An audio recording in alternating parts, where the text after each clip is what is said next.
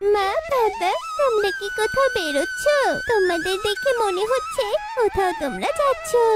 হ্যাঁ রে মা, আমি আর তোর বাবা একটু শহরে যাচ্ছি তোর আর খুকির জন্য কিছু কেনাকাটা করতে। অনেক দিন তো হলো তোদের দু বোনকে কিছু কিনে দেই না, তাই আর কি রে। তুমি সত্যি বলছো মা? কি মজা কি মজা। মা তবে শোনো, আমাদের জন্য একটা সুন্দর গলার হার নিয়ে আসবে, কেমন? ঠিক আছে রে মা, তুই কোনো চিন্তা করিস না, আজ তোদের জন্য অনেক কিছু কিনে নিয়ে আসবো। কিন্তু মা, তুমি আর বাবা একা যাচ্ছ কেন? আমাদেরও নিয়ে যাও, বোন আর আমি অনেকদিন হলো শহরে যাই না। তোরা দু বোন ওখানে গিয়ে কি করবি বলতো? তার থেকে বরং তোরা দু বোনই বাসায় খেলাধুলা কর, কেমন? ঠিক আছে মা। এরপর টোনা আর টুনি শহরে চলে যায়। এই বোন বোন, শুনেছিস বাবা আর মা আমাদের জন্য শহরে শপিং করতে গেছে। কি মজা কি মজা। তুই সত্যি বলছিস দিদি? আমার ভীষণ আনন্দ হচ্ছে রে। মা বাবা কখন ফিরবে বলতো? এই তো সন্ধ্যা হওয়ার আগে। এখন চল আমরা দুজন খেয়ে নেই, তারপর না হয় খেলবো। এরপর ওরা দু বোন খুশি হয়ে খাবার খায়, আর এভাবেই বেশ কিছুক্ষণ কেটে যায়। দিদি, এই দিদি, সকাল গড়িয়ে তো সন্ধ্যা হয়ে যাচ্ছে, কিন্তু বাবা মা এখনো ফিরছে না কেন বলতো? বাবা মা আরো কতক্ষণ পর ফিরবে? আমার যে খুব চিন্তা হচ্ছে ওদের জন্য। কাঁদিস না রে বোন, আর কাঁদিস না, আমারও যে ভীষণ চিন্তা হচ্ছে। মা বাবা তো এত দেরি করে ফেরার কথা না, তাহলে কোনো বিপদ হলো না তো? না, এসব আমি কি ভাবছি। চল বোন, আমরা এগিয়ে গিয়ে দেখি ওরা কত দূর। এরপর টুকি আর খোকে যেই না বা বাড়িয়েছে, তখনই বান্টি কবিতর টুনি আর টোনার মৃতদেহ নিয়ে বাড়িতে আসে। এ কি, এগুলো আমি কি দেখছি? মা বাবা, তোমরা ওঠো, তোমরা এভাবে আমাদের ছেড়ে চলে যেতে পারো না। দেখো দেখো আমাদের, এসব কি করে হলো এসব? কাঁদিস না টুকিমা, এ সব কিছুই যে নিয়তি। তুই ভেঙে পড়লে তোর ছোট্ট বোনটাকে কে দেখে রাখবে বলতো? মা টুকি, আজ শহরে যাওয়ার পথেই তোদের বাবা মা গাড়ি অ্যাক্সিডেন্ট করে মারা গেছে। আমি সেই পথ দিয়ে যাওয়ার সময় দাদা বৌদিকে পড়ে থাকতে দেখি। এ হতে পারে না। মা, ও মা, ওঠো মা, মা ওঠো না, আমরা তো বোন তোমাকে ছাড়া থাকতে পারবো না মা। মা দেখো, কোনো কান্না করছে, তুমি না বোনের কান্না সহ্য করতে পারো না? ওঠো মা। দিদি, এই দিদি, এটা কি হয়ে গেল রে? বাবা মা আমাদের ছেড়ে কোথায় চলে গেল? কাঁদিস না রে বোন, আর কাঁদিস না। আজ থেকে আমি তোর সব, আমি তোর বাবা, আমি তোর মা, আমি তোর সবকিছু দেখে রাখবো। এসব বলে ওরা দু বোনই অনেক কান্না করতে থাকে, আর কান্না করতে করতে ওরা দু বোন ওদের বাবা মায়ের সৎকার করায়। বোন, এই বোন, এখনো বসে আছিস যে? ঘুমাবি কখন বলতো? আয় ঘুমাবি, আয়। দিদি, দিদি রে, মাকে ছাড়া আমার একটুও ঘুম আসছে না রে। আমি মায়ের কাছে ঘুমাবো, তুই আমাকে মা এনে দে না রে দিদি। কাঁদিস না রে বোন, কাঁদিস না, মা যে আর ফিরবে না। তার থেকে তুই আমার কাছে আয় রে বোন, আমি তোকে গান শুনিয়ে গল্প শুনিয়ে ঘুম পাড়াবো। আমি অনেক গল্প শিখেছি মায়ের কাছে, জানিস? এসব বলে টুকি টুনটুনকে অনেক বুঝিয়ে সুঝিয়ে ঘুম পাড়িয়ে দেয়। বোনকে তো ঘুম পাড়িয়ে দিলাম, ঘরে যা টাকা পয়সা খাবার ছিল সব তো শেষ, এবার কি হবে কিছুই বুঝতে পারছি না।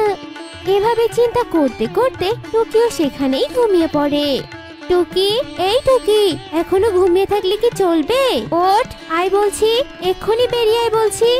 কি হয়েছে মাসি? সকাল সকাল তুমি আমাদের বাড়িতে? কি হয়েছে বলো? সে কি আর বাকি রে, তোর মরা বাপ মা যে আমাদের কাছে টাকাগুলো ধার নিয়েছিল, সেগুলো কে শোধ করবে শুনি? টাকা? কিসের টাকা? বাবা মা কবে তোমাদের কাছ থেকে ধার নিয়েছিল শুনি? আমরা তো বোন তো এগুলোর কিছুই জানি না।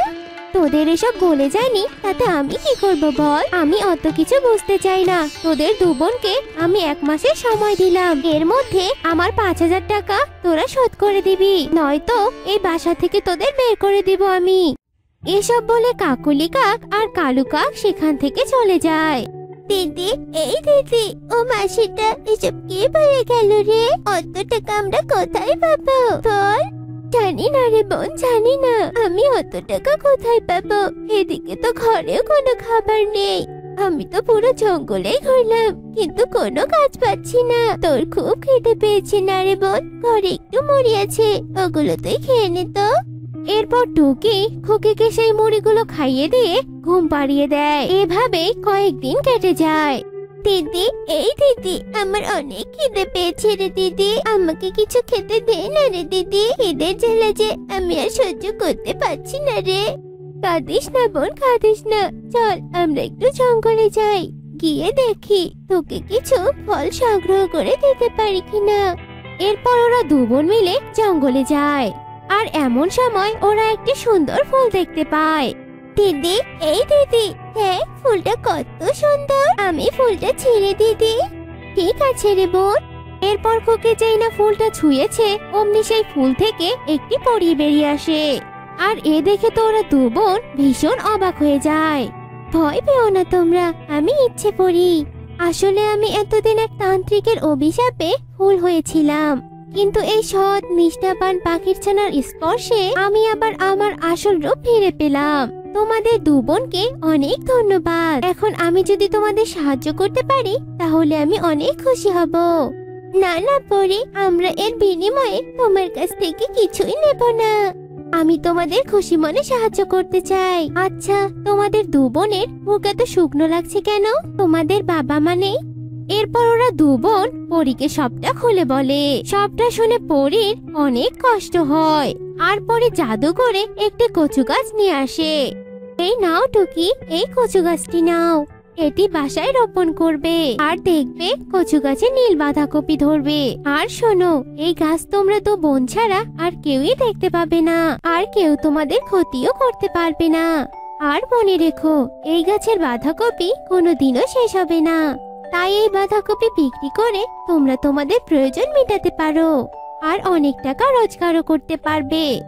এই বলে পরী সেখান থেকে চলে যায়। আর ওরা দু বোন খুশি মনে বাড়িতে চলে আসে আর কচু গাছটি রোপণ করে। আর পরের দিন ওরা কচু গাছে নীল বাঁধাকপি দেখতে পায়, আর ওরা দুজনই ভীষণ খুশি হয়। এরপর থেকে ওরা দু বোন বাঁধাকপি বিক্রি করে অনেক টাকা আয় করে। টুকি, এই টুকি, কিরে? টুকি, এই টুকি, কিরে? তোরা কি আমার 5,000 টাকা দিতে পারবি না, তাই না? আমি সবটা বুঝতে পেরেছি, তাই এক্ষুনি তোরা এই বাড়িটা ছেড়ে দে বলছি। না মাসি, তুমি যা ভাবছো তা ভুল। তোমার টাকা চাই তো? এই নাও তোমার টাকা। ভাবতে হবে না যে এত টাকা কোথায় পেয়েছি। অন্যেরটা না চিন্তা করে নিজেরটা ভাবো, বুঝেছো? এরপর থেকে ওরা দু বোনে সুখেই দিন কাটাতে থাকে।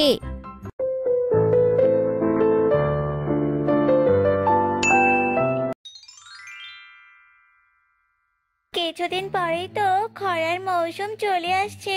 বনবাসীরা, তোমরা কি এবারও আমাদের বন ছেড়ে অন্য বনে গিয়ে বাসা বাঁধবে নাকি বলো তো? কি করবে গো তোমরা? তোমরা কি কোনো পরিকল্পনা করেছো? কি আর করব বলো বিউটি, খরার কারণে তো বনের সব ফসল একদম নষ্ট হয়ে যায়। এই বনে যে খাওয়ার মতো কোনো কিছুই পাওয়া যায় না, তাই আমরা বনের পাখিরা এবারেও অন্য বনে গিয়ে আশ্রয় নেব। খরা শেষে আবারও এই বনে ফিরে আসব। আচ্ছা আচ্ছা, আমি একটা কথা বলি। আমার মাথায় সুন্দর একটা বুদ্ধি এসেছে। এবার যদি আমরা বড় একটা ঘর বানিয়ে সেখানে খাবার মজুত করে রাখি তাহলে কেমন হবে? আর হ্যাঁ, খরার সময় আমরা সেই ঘর থেকে যার যতটুকু প্রয়োজন ততটুকু খাবার বের করে নেই, তাহলেই তো খরার মৌসুমে পাখিদের আর অন্য বনে যেতে হবে না। আরে বাহ টুনি, তুই তো দেখছি খুব ভালো একটা বুদ্ধি দিয়েছিস। চলো চলো বনবাসী, আমরা সবাই মিলে টুনির বুদ্ধিটা কাজে লাগাই। তাহলে আমাদের কাউকেই এত কষ্ট করে বাড়িঘর ছেড়ে অন্য বনে যেতে হবে না। কিন্তু টুনি, আমরা খাবার মজুত রাখার ঘর কি দিয়ে বানাবো? আমাদের বনের বেশিরভাগ জায়গায় তো বাঁশ পাওয়া যায়, তাই আমরা সব পাখিরা মিলে বাঁশ দিয়ে সেই ঘরটি বানাবো। আর সেই বাঁশের ঘরে বনের সব পাখিদের বাসা থেকে খাবার এনে আমরা মজুত করে রাখবো। আরে বাহ, টুনির জন্য তো বেশ দারুণ একটা সমস্যার সমাধান হয়ে গেল। এই এই চলো চলো সবাই বাঁশঝাড় থেকে বাঁশ কেটে এনে বাঁশের ঘর বানানোর কাজ শুরু করি। এসব কথা বলে বনের সবাই বাঁশ ঝাড়ে যায়। কেউ বা বাঁশ কাটে, আবার কেউ বা সেই বাঁশ দিয়ে ঘরের কাঠামো বানাতে শুরু করে। বনের সব পাখিরা মিলে খুব তাড়াতাড়ি বড় একটা বাঁশের ঘর বানিয়ে ফেলে। বনবাসীরা খাবার মজুত রাখার জন্য তো বাঁশের ঘর বানিয়েই ফেললাম। বা চলো, যার বাড়িতে যা যা খাবার আছে সব এনে এই বাঁশের ঘরে মজুত করে রেখে দেই। শোনো, বাঁশের ঘর থেকে যেন খাবার চুরি না হয় সেজন্য বিউটি পায়রা আর কবুতর পাহারায় থাকবে। চলো এবার আমরা সবাই খাবার মজুদের কাজে লেগে পড়ি। বাবা, এই বাঁশের ঘরে কিনা খাবার মজুত রাখা হবে, বলে তো বেশ ভালোই হয়। সব পাখিরা এই ঘরে খাবার রাখবে, আমি সেই খাবারগুলো চুরি করে নিয়ে গিয়ে আমার ঘরে মজুত করে রাখবো। তো করবে বনের সব পাখিরা, আর লাভ হবে আমার। হা হা।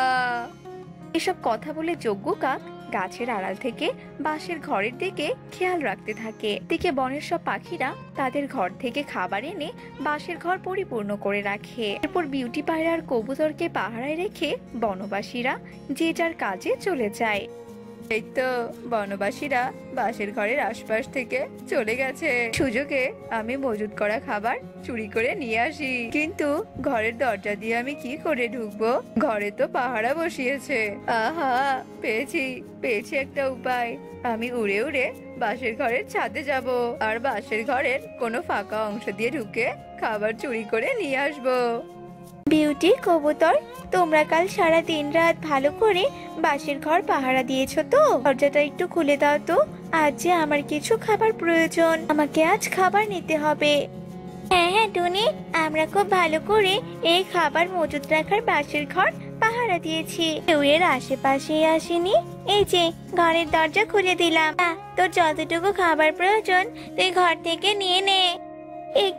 একি বিউটি কবুতর, ঘরে মজুত রাখা খাবার এত কম কেন? কালকে তবে তোরা বেশি করে খাবার নিয়েছিলি এখান থেকে, কাল তো এখানে আরো বেশি খাবার ছিল। একে কম মানে? এই ঘরে তো কেউ আসেনি, তুই আজ প্রথম খাবার নিতে এসেছিস, তাহলে খাবার কেন কম থাকবে বলতো? আর মানে কি কেউ খাবার চুরি করেছে? তো কবুতর আর আমি তো কড়া নজরে বাঁশের ঘর পাহারা দিয়েছিলাম, তাহলে খাবার কে চুরি করলো? আর কেই বা এই বাঁশের ঘরে এসেছিল? আমি নিশ্চিত এই বাঁশের ঘর থেকে কেউ না কেউ খাবার চুরি করেছে। তবে তোরা কোনো চিন্তা করিস না, আমি ঠিক ওই চোর বেটাকে ধরবো। তোরা আজ রাতে আবারও এই ঘর পাহারা দিবি, আর আমি আড়াল থেকে আবারও এই ঘরের উপর নজর রাখবো। এই চোর খাবারের লোভে পড়ে এই ঘর থেকে খাবার চুরি করে নিয়ে গেছে, সে লোভে পড়ে আবারও আসবে খাবার চুরি করতে। ঠিক আছে, তবে না হয় এই কথাই রইলো। চলো কবুতর, আমরা আবারও পাহারা দেওয়া শুরু করি। কথা বলে বিউটি আর কবুতর আবারও বাঁশের ঘর পাহারা দেওয়া শুরু করে। টুনি গিয়ে একটা বড় গাছের আড়ালে লুকিয়ে পড়ে। আহা, চুরি করে মজুত করা খাবার খাওয়ার মজাটাই আলাদা। আজ আবার গিয়ে বাঁশের ঘরের ছাদ ফুটো করে দিয়ে খাবার চুরি করে পালিয়ে আসি। ওরে বেটা যজ্ঞ, তুই তাহলে কিনা সেই চোর যে কিনা বনের পাখিদের খাবার চুরি করে নিয়ে যাচ্ছিস? কিন্তু আমি তোকে কি শাস্তি দেই? আর কি শাস্তি দিলেই বা তুই চুরি করা বাদ দিবি? না, আর দেরি করলে চলবে না, এই বেটা যজ্ঞকে শাস্তি দিতেই হবে। এসব কথা বলে টুনি এদিক সেদিক তাকাতে থাকে। আর কিছু দূরেই টুনি একটা কাঁঠাল গাছ দেখতে পায়, আর তা দেখে তো টুনির মাথায় একটা বুদ্ধি আসে।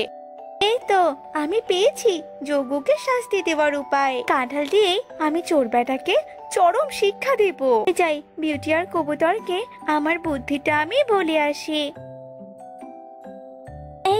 এই বিউটি, এই কবুতর, শোন, আমি জেনে গেছি কে আমাদের মজুত করা খাবার চুরি করছে। সেই চোরকে শাস্তি দেওয়ার উপায়ও আমি যে পেয়ে গেছি। কি বললি? কে কোন বেটা খাবার চুরি করেছে বলতো টুনি? তাছাড়া ওর শাস্তি বা কি হবে? বিউটির এমন কথা শুনে টুনি বিউটি আর কবুতরকে সব কথা খুলে বলে। কাল তবে আমার পরিকল্পনা মতো কাজে লেগে পড়ি। যজ্ঞ, এবার তুই বুঝবি চুরির শাস্তি ঠিক কেমন হয়, বদমাশ। এ কথা বলে বিউটি, কবুতর আর টুনি মিলে কাঁঠাল গাছের কাছে যায়।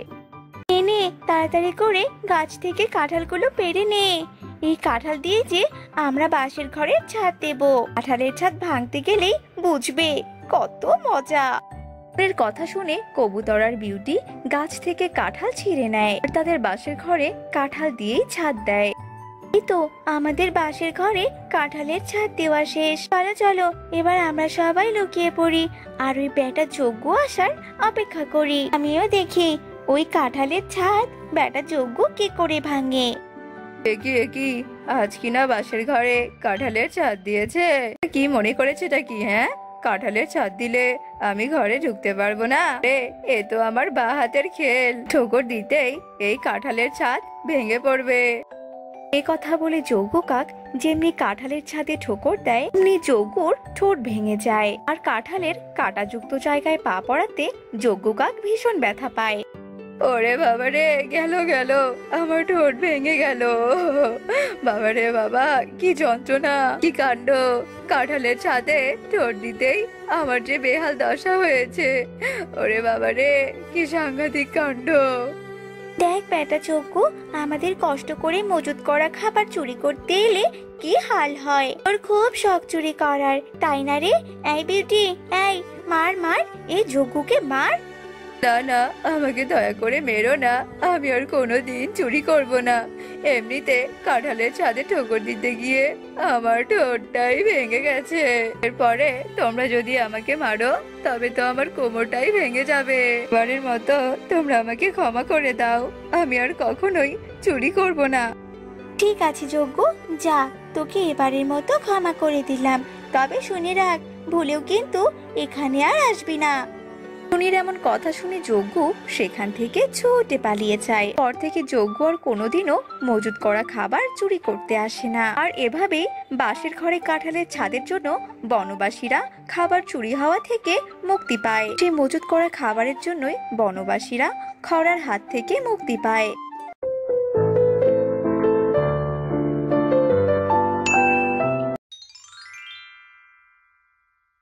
কি গিন্নি, তোমার কি হয়েছে? তোমাকে এত মলিন দেখাচ্ছে কেন? তোমাকে কেউ কি কিছু বলেছে? বলো, তুমি এমন চুপ করে থেকো না। রোনা, তুমি বলো না, আমাদের সন্তান নেই জন্য কি সব দোষ আমার? রোনা, আমার যে এই অপমান আর সহ্য হচ্ছে না। সৃষ্টিকর্তা কেন আমাদেরকে সন্তান দিল না? বলো না, আমরা কি ক্ষতি করেছি? টুনি, এমন অস্থির হও না, শান্ত হও। আর শোনো, আমরা কোনো পাপ করিনি। একদিন দেখবে আমাদের ঘর আলোকিত করে সন্তান আসবে। সেই দিন আর কবে টোনা? আমি যে আর ধৈর্য ধরে থাকতে পারছি না। বনবাসীদের অপমান শুনলে মনে হয় মরে যাই। এমন কথা বলো না বউ, তুমি না থাকলে যে আমিও বাঁচবো না। কেঁদো না তুমি, শান্ত হও। আর দেখো, আমার কিন্তু কাজে যেতে দেরি হচ্ছে। আমাকে জলদি কিছু খেতে দাও তো, নাকি আমি না খেয়েই যাবো। কান্নাকাটি করে আমার সময় তুমি নষ্ট করো না। ঠিক আছে, এই চোখ মুছলাম, আর কাঁদবো না। যাও, তুমি হাত মুখ ধুয়ে এসো, আমি তোমার জন্য খাবার বাড়ছি। কি, আপনি কে? আর এখানে এভাবে বসে আছেন কেন? আপনাকে তো কখনো আমি এই বনে দেখিনি। আর আপনাকে দেখে তো অসুস্থ অসুস্থ মনে হচ্ছে। আপনার কি কোনো সমস্যা? বাবা, আমি এক বৃদ্ধ তান্ত্রিক। আমি যে অন্য বন থেকে এখানে এসেছি। আমার যে বড্ড ক্ষুধা লেগেছে বাবা। আমি এই বনের সবার কাছে খাবার চেয়েছি, কিন্তু কেউই আমায় কোনো খাবার দিয়ে সাহায্য করেনি বাবা। আর তাই তো আমি দুর্বল ক্লান্ত হয়ে এখানেই বসে আছি। ও, এই ব্যাপার। তবে তান্ত্রিক বাবা, আমার কাছে তো কোনো খাবার নেই, আর সামনেই আমার বাড়ি। চলুন, আমি আপনাকে আমার বাড়িতে নিয়ে যাব, আর আপনাকে আমি খেতে দেব। টুনি, ও টুনি, কোথায় তুমি? এদিকে এসো, আর দেখো আমি কাকে নিয়ে এসেছি। একে টোনা, তুমি এটা সাথে কাকে নিয়ে এসেছো? আর কে ইনি? তান্ত্রিক বাবা পাশের বন থেকে এই বনে এসেছে। অনেক ক্ষুধার্ত তান্ত্রিক বাবা, জলদি তুমি কিছু খেতে দাও তো। বাবা আসুন, ঘরে আসুন, আমি এক্ষুনি খাবার নিয়ে আছি রান্নাঘর থেকে। টোনা তান্ত্রিককে নিয়ে ঘরে যায়, আর টুনি তান্ত্রিককে খেতে দেয়। খাওয়া শেষে তান্ত্রিক বলে, আচ্ছা বাছা, আমি তো অনেকক্ষণ থেকে এখানে এসেছি, কিন্তু এখন পর্যন্ত তো তোদের কোনো বাচ্চা কাচ্চাকে দেখতে পেলাম না। আসলে তান্ত্রিক বাবা, আমাদের কোনো সন্তান নেই, আমরা নিঃসন্তান। ঈশ্বর আমাদেরকে কোনো সন্তান দেয়নি বাবা। ও এই ব্যাপার, তোরা এ নিয়ে কোনো চিন্তা করিস না আর মন খারাপও করিস না। দাঁড়া দাঁড়া, আমি পুটলি থেকে একটা ফল বের করছি। এই নে বাবা, এই ফলটা খেলে তোর স্ত্রী গর্ভবতী হবে বাবা। আর তোদের যে এই ফলটা খেলে তোদের সন্তান হবে, আর যে সন্তান হবে তাদের মাঝে লোভনীয় কিছু থাকতে পারে, সে লোভনীয় ক্ষমতার অধিকারী হতে পারে।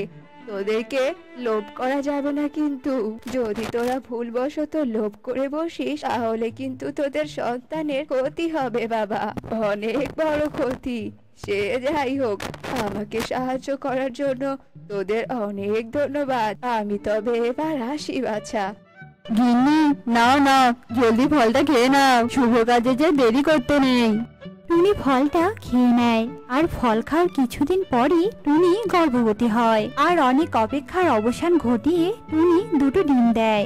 এক পর্যায়ে টুনি ডিমে তা দিতে দিতে টুনির ডিম ফুটে দুটো ছানা বেরিয়ে আসে। আজ আমি অনেক খুশি, আমাদের দুটো সন্তানের জন্ম হয়েছে। টুনি, আমাদের কন্যাদের নাম টুকি আর টিনটিন। ভারী মিষ্টি নাম তো, আমার অনেক পছন্দ হয়েছে টোনা। টুনি দেখো, আমাদের কন্যাদের পালক কেমন জানি সোনার মতো চকচক করছে। একটা ভালো করে দেখো তো, এগুলো সোনার নাকি? হ্যাঁ টোনা, দুটো কন্যার পালকই তো সোনার। তার মানে তান্ত্রিক বাবার কথাই সত্য হয়েছে।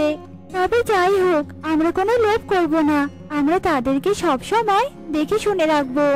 হ্যাঁ হ্যাঁ, তুমি ঠিকই বলেছো। বনের পাখিরা যেন আমাদের কন্যাদের এই গুণের কথা না জানতে পারে, সেদিকে আমাদের খেয়াল রাখতে হবে। যাই, আমি বাজার থেকে কন্যাদের জন্য খাবার নিয়ে আসি, তুমি সাবধানে থেকো।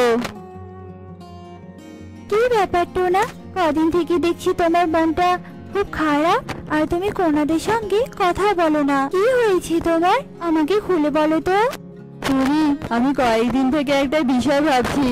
আমরা তো গরিব আর আমাদের কন্যাদের সোনার পালক। যদি আমরা গা থেকে কয়েকটা পালক নিয়ে বিক্রি করি তাহলে তো আমরা অনেক ধনী হয়ে যাব, আমাদের আর কষ্ট করতে হবে না গো। আমার যে এত কষ্ট আর ভালো লাগে না, ঠিকভাবে রোজগারও হয় না। এইসব তুমি কি বলছো টোনা, তোমার কি মাথা খারাপ হয়ে গেছে? আর তান্ত্রিক বাবার কথা কি তোমার মনে নেই? আর লোভ করলে তো আমাদের কন্যাদের ক্ষতি হতে পারে। আরে, তুমি ওই কথাগুলোই ভাবছো? তান্ত্রিক বাবা আমাদেরকে মিথ্যে কথা বলেছে যাতে আমরা ধনী না হতে পারি। আর তুমি দেখো, আমাদের কিচ্ছু হবে না। না টোনা, তুমি এমনটা করবে না। আর আমার কন্যাদের যদি কোনো ক্ষতি হয়, আমি তোমাকে ছাড়বো না। এরপর টোনা তার দুই কন্যাকে ডাকে আর দুই কন্যা টোনার কাছে আসে। টোনা, না, তুমি ভুল করছো, ওদের অনেক বড় ক্ষতি হতে পারে। টোনা, তুমি লোভ ত্যাগ করো, ত্যাগ করো বলছি। বাবা, বাবা তুমি এসব কি করছো বাবা? ও ছাড়ো বাবা, ছাড়ো, আমাদের খুব কষ্ট হচ্ছে, আমার আমার শরীরটা পুড়ে যাচ্ছে বাবা। মা, মা বাঁচাও, মা বাঁচাও আমাকে। ওরা দুই কন্যা মাটিতে লুটিয়ে পড়ে, ওদের শরীর অবশ হয়ে যায়, ওরা ঠিকভাবে নড়াচড়াও করতে পারে না। বলেছিলাম না, বলেছিলাম না ওদের ক্ষতি হবে, দেখলি তো। এবার ওদেরকে তুমি ভালো করে দাও। তুমি অপরাধী, তুমি বাবার নামের কলঙ্ক, লোভী কোথাকার। আমি তোমার নামে পুলিশে মামলা করব। ওদের যে অনেক কষ্ট হচ্ছে। আমার সন্তান। শান্ত হও টুনি, আমি ভাবতে পারিনি যে তান্ত্রিক বাবার কথাই ঠিক হবে। তুমি আমাকে ক্ষমা করে দাও টুনি। মা, তোরা আমাকে ক্ষমা করে দে, আমি এক্ষুনি যাচ্ছি তান্ত্রিককে ডাকতে। টোনা কাঁদতে কাঁদতে সেই তান্ত্রিকের কাছে যায় আর তান্ত্রিককে সবটা খুলে বলে। আমি তো তোদেরকে আগেই বলেছিলাম বেশি লোভ না করতে। এখন তো তোদের দুই কন্যাকে ভালো করার উপায় আমার জানাই নেই। এত বড় শাস্তি আমাকে দেবেন না তান্ত্রিক বাবা, আমার কন্যারা যে অনেক কষ্ট পাচ্ছে। দয়া করে কোনো একটা উপায় বলে দিন, আমি আমার লোভের শাস্তি পেয়েছি, আর কখনো এমন লোভ করব না। শান্ত হ বাচ্চা, শান্ত হ। একটা উপায় আছে, তবে তাতে তোর কন্যারা ভালো হবে কিনা তা আমি জানি না। আর উপায়টা হলো বাঁশের ঘর বানিয়ে দুই কন্যাকে সেই বাঁশের ঘরে রেখে উত্তরের নদীতে ভাসিয়ে দিতে হবে। ওই উত্তরের নদীতে পরিমাতা বসবাস করে। পরিমাতার যদি তোর কন্যাদের থেকে মায়া হয় তাহলে পরিমাতা তোর কন্যাদের সুস্থ করে দিতে পারে। আর যদি না হয় তাহলে যে কিছুই করার নেই। তাড়াতাড়ি বাড়িতে গিয়ে বাঁশের ঘরে করে দুই কন্যাকে জলে ভাসিয়ে দে। টোনা তান্ত্রিকের কথা শুনে আর এক মুহূর্ত দেরি করে না। তান্ত্রিকের কথা মতো বাঁশের ঘর বানিয়ে তার মধ্যে অসুস্থ দুই কন্যাকে রেখে জলে ভাসিয়ে দেয়। হে সৃষ্টিকর্তা, তুমি আমাদের কন্যাদেরকে এই বিপদ থেকে রক্ষা করো। টোনাটুনি কাঁদতে কাঁদতে বাড়িতে চলে আসে। এদিকে অসুস্থ দুই কন্যা বাঁশের ঘরেই ভাসতে থাকে। টোনাটুনির দুই কন্যা অবশ হয়ে গেলেও কথা বলতে পারত। দিন বোন আমার যে অনেক কষ্ট হচ্ছে, তুই আত্মনাদ করিস না, একটু শান্ত হ। হে সৃষ্টিকর্তা, আমাদের এই যন্ত্রণা থেকে মুক্তি দাও। ওরা বাঁশের ঘরে ভাসতেই থাকে। এমন সময় পরি ওদের আর্তনাদ শুনে ওখানে আসে। আরে আরে, নদীর জলে বাঁশের ঘর থেকে কারো কান্নার আওয়াজ ভেসে আসছে। দেখি তো গিয়ে কে এভাবে কান্না করছে। জলে ভাসা বাঁশের ঘরে দুই কন্যা। এই দুই কন্যা, তোমরা এভাবে কাঁদছো কেন বলো তো? আর তোমরা এই বাঁশের ঘরে কি করে এলে বলো তো? টুকি পরীকে সব কথা খুলে বলে। আর সব শুনে পরি বলে, তোমাদের বাবার লোভের শাস্তি কিনা তোমরা দুজন ভোগ করছো। আহা, কি সুন্দর মিষ্টি চেহারা তোমাদের। দাঁড়াও, আমি তোমাদের সুস্থ করে দিচ্ছি। তোমার বাবার লোভের শাস্তি তোমরা পেতে পারো না। পরি জাদু করে ওদেরকে ঠিক করে দেয়। পরিমাতা, তোমাকে অনেক ধন্যবাদ আমাদেরকে ভালো করে দেওয়ার জন্য। কিন্তু এবার আমরা বাড়ি যাব কি করে? আমরা তো রাস্তা চিনি না। তোমরা চিন্তা করো না, আমি তোমাদের নিয়ে যাব বাড়িতে। চলো চলো তবে। পরি জাদু করে দুই কন্যাকে নিয়ে সোজা ওদের বাড়িতে চলে আসে। দুই কন্যা ওদের বাবা মাকে সবটা খুলে বলে।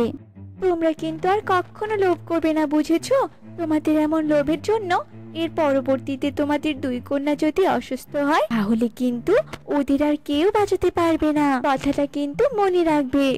পরি চলে যায় আর দুই কন্যাকে পেয়ে টোনাটুনি অনেক খুশি হয়।